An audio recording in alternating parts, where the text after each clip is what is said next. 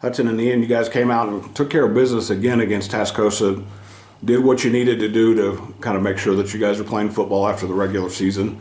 What's the key now, Hudson, to coming out and putting the finishing touches on the regular season this week against Caprock? Yes, sir. I think we just have to play like we've been playing, not really change anything up. We don't have to go out there and play exceptional ball, but just execute, stick to what we've been doing, and we can get it done and focus on the bigger playoff games and looking forward to state this year.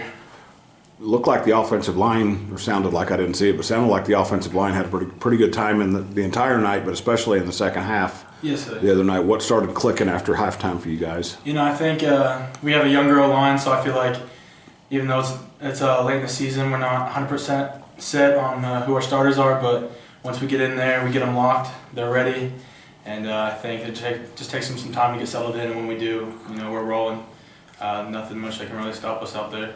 And then Ian up front, defensively, you guys had a challenge with Tascosa because they run the triple option about as well as anybody, depending on the personnel. I know Midland High runs it really well. You guys saw them in the scrimmage, but you kind of slowed them down in the second half. What was working for you guys on that side of the ball? We just needed to do our job, not get complacent with what we're doing. We just, in the first few drives, we shut them down very well, and then let up a few big plays, kind of let the momentum shift. But the coaches just told us, do your job and don't get bored with it, and just keep doing it all day. And against that kind of offense, getting bored, they can kind of lull you into a sense of this isn't really that hard. But you guys seem like you kept them in check. Caprock's a different kind of offense, not going to option you to death. They're just going to try to hit you with big plays. What are the keys against them this week? Just do our job every play. Not the same job as Tascosa, obviously, but read your keys and just play well, play hard, run to the ball. Just normal stuff we've been coached to do. We don't have to play out of our mind or try and do anyone else's job. It's just every job and every play is accounted for, and just read your key and do your job every play. That maybe can be the theme for this week for you guys, because Caprock's had a tough season. They're out of the playoff hunt. They come in here with nothing to lose. How focused do you guys need to be this week, Hudson, to make sure you do kind of have a good taste going into the playoffs? Yes, so I think we just need to be as focused as we are coming into every week. Every week's a big game, and I think that since they have nothing to lose, they know this is the last game ever playing football for them seniors. They're going to come out there. They're going to play as hard as they can. Give it to us right in the head. So we just got to stay focused, not look into the future, because we lose this game, we'll have a rough road trip first round. So yeah, we got to really focus and just finish this game out, and then get ready for playoffs and El Paso and whoever comes next. What about you guys on defense? What are the keys to just staying steady and make sure you take care of business this week?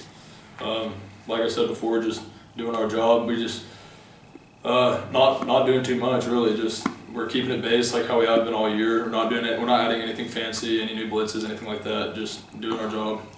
That's what's been fun to watch about you guys. It's been a little bit of role reversal for this team this year. That the defense is kind of almost no-name, anonymous, just grind it out. And the offense has become a little bit flashier, and it's usually been the other way around.